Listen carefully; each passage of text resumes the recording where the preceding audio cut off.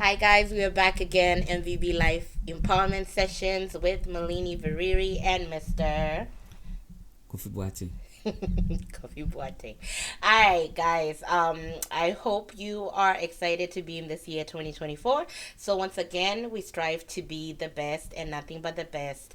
It's a world of wholesomeness. So my question, I'm gonna dive right into the topic, Mr. Boateng, for you is we want to talk about how to foster relationships.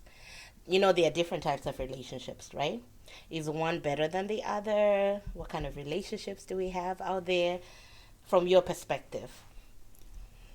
Can you make the question more simpler? Hey, Like, what kind of relationship are you talking about? right. No, that's what I'm saying. Fostering relationships. It's not like glued to just husband and wife. I'm talking in general because you can have a relationship with your husband. You can have a relationship with what? Why am I giving you the answer? You're supposed to be giving people the answer.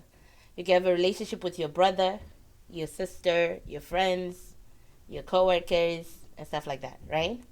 So, how do you foster relationships? What do you think is the necessary skills? Do you need skills to foster relationships? Do you need tools? What should you have for your relationships to be successful? You could take any of the branches I mentioned, should I say? Um, Relationships are like investments. Right. I'm sure we have heard a lot of preachers, motivational speakers talk about invest in relationships. Mm-hmm. And all of them, I'm sure their goal is a crucial part of life Rain. that you relate to people in a way and manner that they can remember you in some time to come. True. So, in order to have like that good bond, Mm-hmm. knowing how to deal with people, knowing how Okay. to live with people, how to talk, how to respect, and let people feel they are so unique and different, that goes a long way. Mm-hmm. Um, I was reading this and the 80-20 rule, Mm-hmm. and one key thing that stands out is you spend 80% on something that give you a good result, Did you love? Yeah. you know and then the 20 you can use it to build other things. So if you want to build a relationship Mm-hmm. and you think these relationships will be the stronghold of your livelihood, of your family, of your job, whatever that you have, then that means you have to cherish that person. You have to cherish the bond that you have. So if it's about calling the person, if it's about testing the person, it's Mm-hmm. it's it's let the person feel like, yeah, you are my 80%, like you are my source of like life. Now I want to you are, be 100 though. yeah, you if 100%. you invest 100%, I'm that just means you kidding. don't have any other life aside that. I'm just So kidding. um it's all about, I always say investment because I think Mm-hmm. that is the right word that I like to use.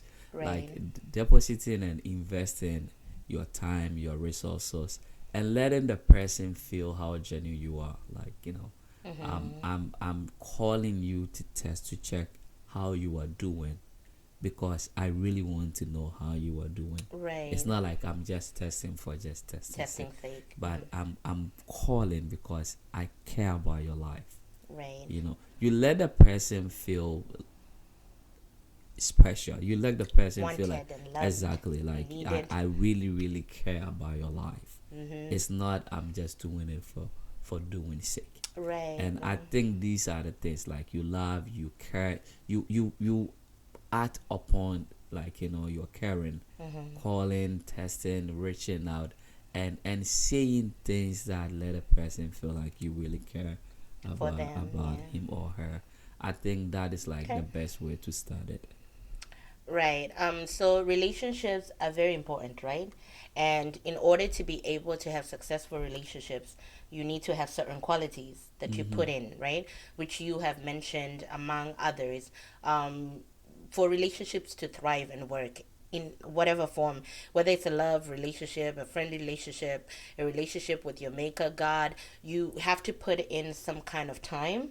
You have to put in effort. You have to put in, there has to be a communication, right? That's right. You can have a relationship and there's no communication. It's very difficult for that relationship to thrive and for you to feel like, oh, this person really loves or appreciates me, you know. So there has to be mutual ground, I believe.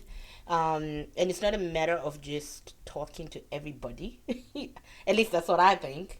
I mean, God says love everyone, but obviously you would not want to be opening up yourself to the enemy or the wolf, the one who wants to kill you and destroy you, right? So my next question to you is, if you are a person who constantly reaches out to people, you check out, you know, on them, you make sure they feel loved, they feel cherished, you're putting in a lot, because it takes a lot of time, right? And a lot of effort.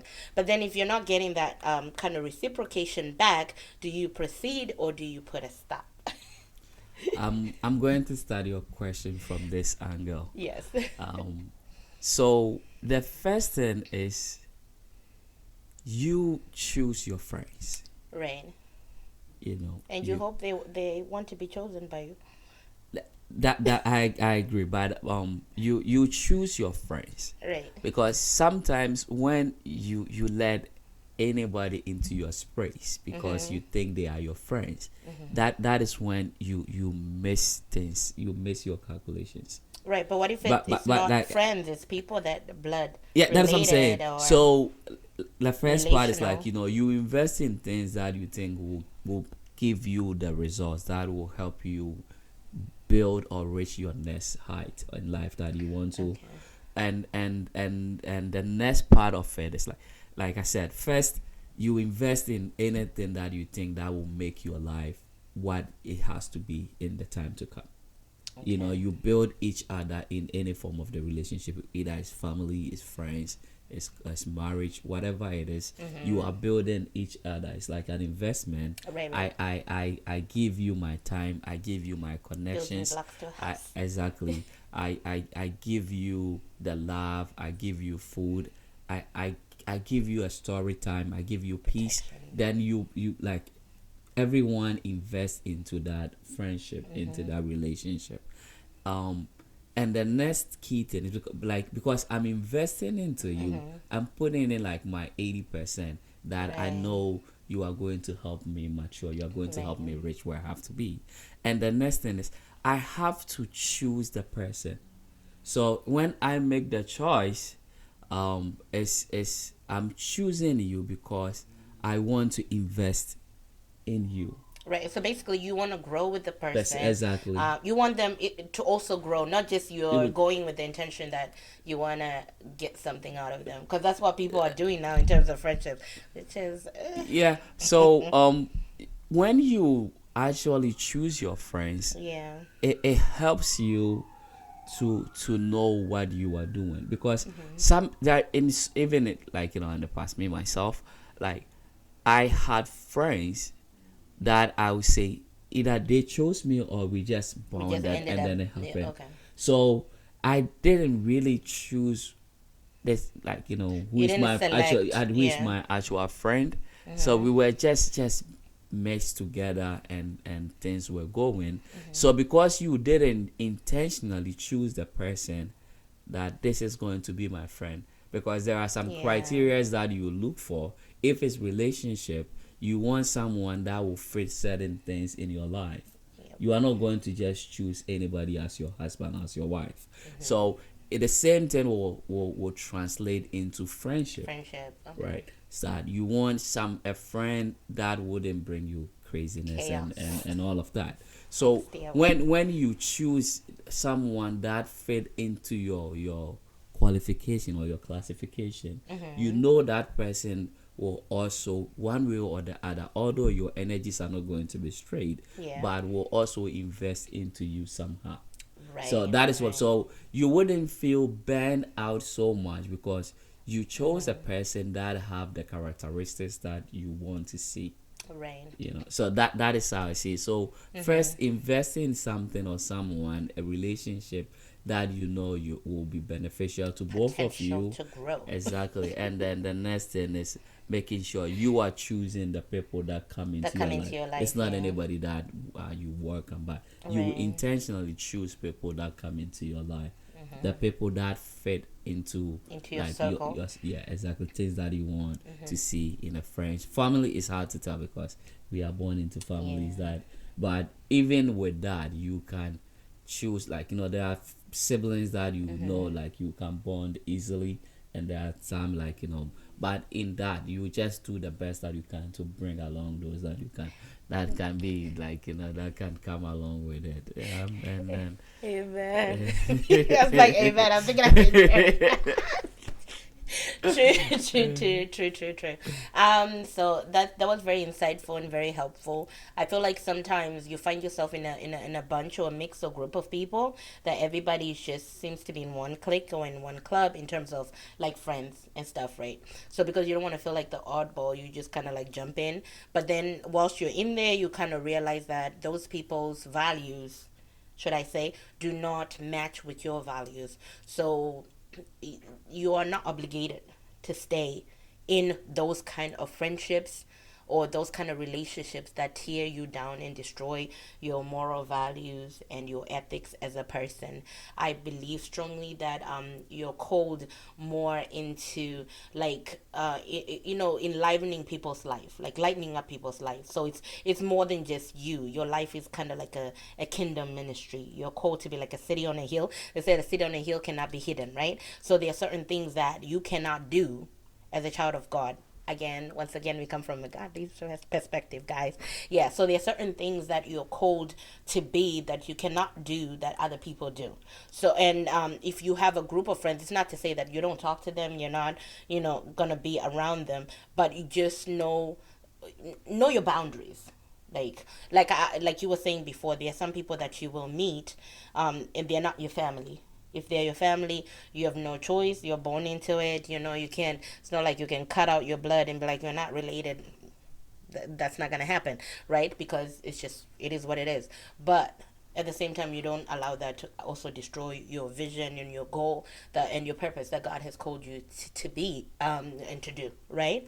So basically what I'm trying to say is relationships are crucial. They're very important. No man is an island. You can't do everything by yourself. You do need somebody in your life, but you do need like-minded people. yes, yes. You don't just want everybody because you feel alone or you feel lonely. That's not it. There is a mandate on your life. There is direction. If I'm correct to say, I believe that your God calls you to be a light to a city or to a light to a community. So if you do what other people are doing that is destroying the values that God instilled in you for you to be, or in the name of relationship, then that kind of defeats the purpose for your life, the vision for your life. So like what you said, I think you must choose your friends, Mm-hmm. choose wisely, the same way you would choose a spouse.